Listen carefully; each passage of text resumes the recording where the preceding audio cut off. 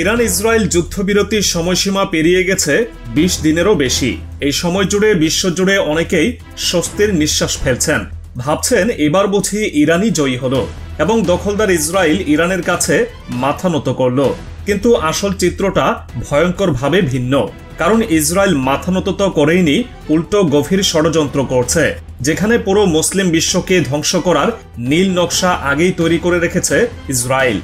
তারা সাময়িক শান্তির ছায়ায় দাঁড়িয়ে ধীরে ধীরে এগিয়ে আসছে সেই লক্ষ্য পানে, যেখানে সৌদি আরব এবং পবিত্র মক্কা মদিনাও আর নিরাপদ নয়। এই পরিকল্পনার জন্ম বহু আগেই। বাইবেলের জেনেসিস অধ্যায়ের 18 নম্বর পদে যে ভবিষ্যৎবাণী করা হয়েছিল তাতে বলা হয়, ঈশ্বর নীলনদ থেকে ফোরাত পর্যন্ত বিস্তৃত ভূমি নবী ইব্রাহিমের সন্তানদের দেবেন। আর এই জায়গাটি আজকের আধুনিক জায়নবাদীদের চোখে হয়ে উঠেছে ভবিষ্যতের ইসরায়েল, যার বিস্তার শুরু হবে মিশর থেকে আর শেষ হবে ইরাক পর্যন্ত। এই ধর্মীয় মিথকে হাতিয়ার করে ইসরায়েলের প্রতিষ্ঠাতা থিওডর হার্জেল যে সীমানার কথা বলেছিলেন, সেটি আজ ইসরায়েলের রাষ্ট্রীয় নীতিতে পরিণত হয়েছে। বিশেষ করে 1948 সালে রাষ্ট্র প্রতিষ্ঠার পর এবং 1967 সালের আরব ইসরায়েল যুদ্ধে বিজয়ের পর থেকে। সেই বিজয়ের পরই মুভমেন্ট অফ গ্রেটার ইসরায়েল নামের এক ভয়ঙ্কর পরিকল্পনার ঘোষণা আসে। এর উদ্দেশ্য ছিল একটাই, মিশরের বিশাল অংশ, ইরাক, সৌদি আরবের কেন্দ্রীয় ভূখণ্ড, কুয়েত, সিরিয়া, জর্ডান, লেবানন এবং দক্ষিণ তুরস্কের কিছু এলাকা সবই ইসরায়েলের পূর্ণ নিয়ন্ত্রণে আনা। এই ষড়যন্ত্রের নেপথ্য কারিগর ছিলেন ইহুদি সন্ত্রাসী সংস্থা ইরগুনের নেতা এবং পরবর্তীতে লিকুদ পার্টির প্রতিষ্ঠাতা মেনাহেম বেগিন। তার নেতৃত্বে 1967 সালে আনুষ্ঠানিকভাবে যাত্রা শুরু করে এই প্রকল্প। এরপর একে একে চলতে থাকে পরিকল্পনার বাস্তবায়ন। 2023 সালে ইসরায়েলের অর্থমন্ত্রী বেজালেল স্মোট্রিচ একটি সভায় যে মানচিত্র সামনে তুলে ধরেন তা ছিল গা শিউরে ওঠার মতো।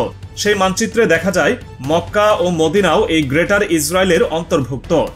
অর্থাৎ পবিত্র ইসলামী স্থানগুলো দখলের আকাঙ্ক্ষা তারা আর লুকায় না। 2024 সালের জানুয়ারিতে ইসরায়েলি রাজনীতিবিদ আভি লিপকিন এক পডকাস্টে স্পষ্ট বলেন, ইসরায়েল একদিন মক্কা ও মদিনা দখল করবে।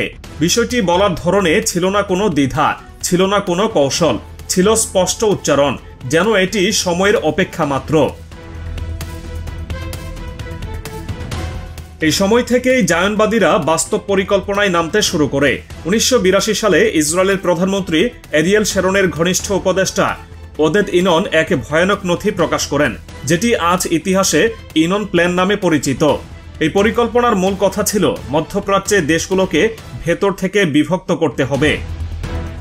তাদের মতে আরব জাতীয়তাবাদের ভিত একেবারেই দুর্বল, ধর্মীয়, জাতিগত এবং গোষ্ঠীগত বিভেদের ফাটল আগে থেকেই ছিল, আর সেগুলোকে উস্কে দিলেই একটি একটি করে আরব রাষ্ট্র নিজেদের ভেতরেই ভেঙে পড়বে। আর যখন এসব রাষ্ট্র খণ্ড বিখণ্ড হয়ে যাবে, তখন এগুলো আর ইসরায়েলের জন্য হুমকি হয়ে দাঁড়াবে না। ইননের ধারণা ছিল তখন ছোট ছোট ইউনিটে বিভক্ত রাষ্ট্রগুলোতে ইসরায়েল অত্যাধুনিক অস্ত্রসহ সীমিত সংখ্যক সেনা মোতায়েন করে একে একে পুরো অঞ্চল দখলে আনতে পারবে। এভাবেই তারা ধাপে ধাপে মধ্যপ্রাচ্যকে নিজেদের করায়ত্ত করবে পরিকল্পনার সূক্ষ্ম কৌশলে। এই পরিকল্পনারই ধারাবাহিকতা দেখা গেছে 2003 সালে ইরাক যুদ্ধের সময়। মার্কিন যুক্তরাষ্ট্রকে ব্যবহার করে ইসরায়েল ইরাককে ভেঙে দেয় দুই ভাগে। কুর্দি অংশটি চলে যায় পরোক্ষভাবে ইসরায়েলের প্রভাবাধীন অঞ্চলে, আর বাকি অংশ নিয়ে তখন থেকেই শুরু হয় ধীরে ধীরে কাবু করার খেলা। ইরানও এই ফাঁদে ধরা পড়েছে। যদিও আপাত দৃষ্টিতে ইরান এখনও মাথা তুলে আছে, কিন্তু বাস্তবতা বলছে ইসরায়েল দীর্ঘমেয়াদী কৌশলে ইরানকে ধ্বংস করার দিকে আগাচ্ছে। আর যখনই ইরান পুরোপুরি দুর্বল হবে, তখন ইরাকের বাকি অংশও ইসরায়েলের পেটের ভেতরে ঢুকে পড়বে।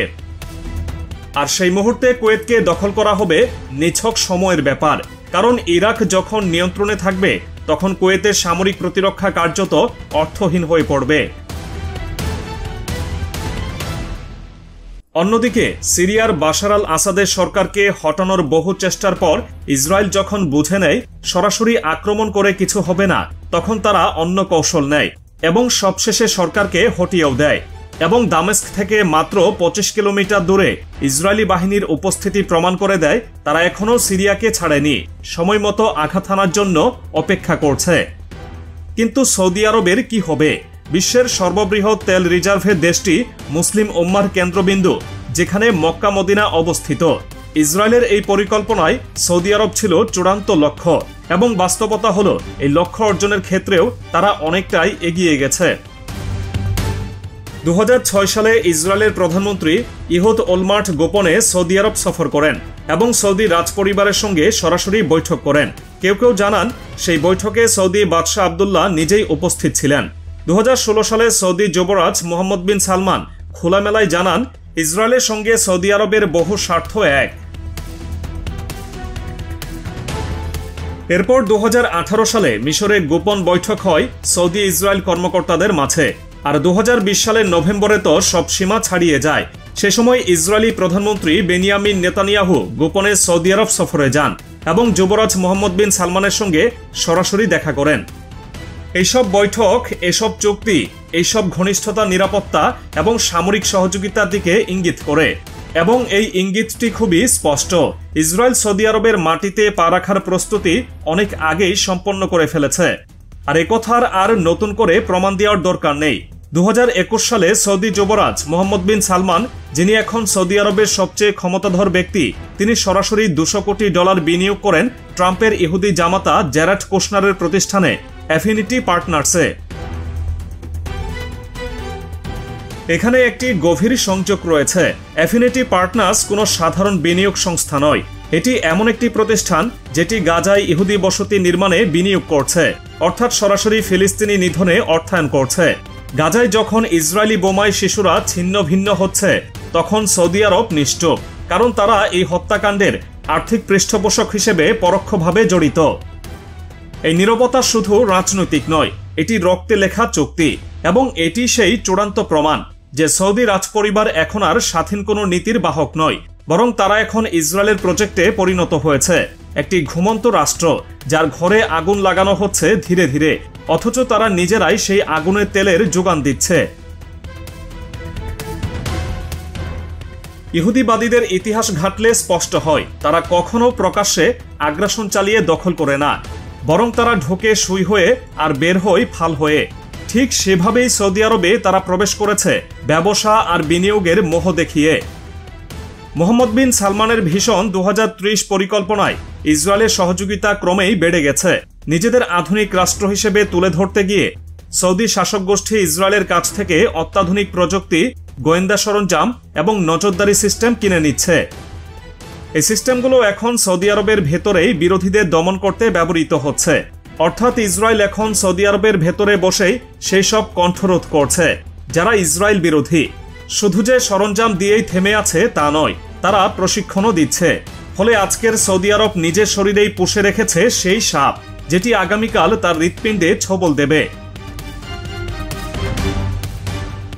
এদিকে ইসরায়েল থেকে সৌদি আরব পর্যন্ত অর্থনৈতিক করিডোর গড়ার কাজ শুরু হয়ে গেছে।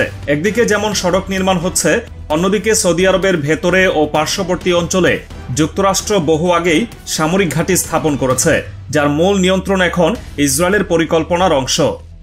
এই যৌথ ঘাঁটিগুলো যে কেবল মধ্যপ্রাচ্যের নিরাপত্তার নামে বানানো হচ্ছে এমন নয়, এগুলো হচ্ছে ইউনিয়ন প্ল্যানের বাস্তব রূপ। সৌদি আরবকে চারদিক থেকে ঘিরে ফেলার পর ইসরায়েল এখন কেবল উপযুক্ত সময়ের অপেক্ষায়। আজকের দিনে সৌদি আরবের রাজধানী রিয়াদ থেকে শুরু করে বাণিজ্যিক শহর জেদ্দা পর্যন্ত সবখানেই ইসরায়েলের অর্থ ও প্রযুক্তি প্রবেশ করে গেছে। রাজপরিবারের ভেতরে রয়েছে ইসরায়েলের অনুগত ব্যক্তি। রাজনৈতিক সিদ্ধান্ত থেকে শুরু করে আন্তর্জাতিক কূটনীতি, সব ক্ষেত্রেই সৌদি আরব এখন আর নিজের ভাষায় কথা বলে না, কথা বলে তেল আবিবের তর্জনী অনুযায়ী। এই অবস্থা দাঁড়িয়েছে এমন এক পর্যায়ে যেখানে ইসরায়েল চাইলে সৌদি আরবের নির্দিষ্ট কিছু অঞ্চলে সরাসরি সামরিক নিয়ন্ত্রণ প্রতিষ্ঠা করতে আর কোনো বাধা থাকবে না। আর যদি রাজপরিবারের ভেতর কোনো ভাঙন সৃষ্টি হয়, যেমনটি পূর্বে বিভিন্ন আরব দেশে ঘটনা হয়েছে, তবে সেই সুযোগ নিয়েই সৌদি আরবকে খণ্ড বিখণ্ড করার চূড়ান্ত চাল চালবে ইসরায়েল। স্মরণযোগ্য যে ইরান পরিকল্পনার মূল ভিত্তি ছিল মুসলিম রাষ্ট্রগুলোকে ভেতর থেকে দুর্বল করা। ইরাক, সিরিয়া, লিবিয়া যারা এই ষড়যন্ত্রকে গুরুত্ব দেয়নি, তারাই একে একে ধ্বংস হয়েছে। সৌদি আরবকে ঘিরে এখন সেই একই ছায়া ঘনিয়ে আসছে। এই আঘাতটি আর একেবারে দূরের কিছু নয়। ইসরায়েল এখন অপেক্ষা করছে সৌদির অভ্যন্তরে একটি গণবিক্ষোভ, একটি রাজপরিবারের বিভক্তি কিংবা একটি ক্ষুদ্র সশস্ত্র সংঘর্ষের। এতটুকু সুযোগ পেলেই তারা বলবে সৌদির নিরাপত্তা রক্ষার জন্য আমরা সাময়িকভাবে সেনা মোতায়েন করছি, এবং সেই সাময়িক অবস্থানই হবে চিরস্থায়ী দখলের সূচনা।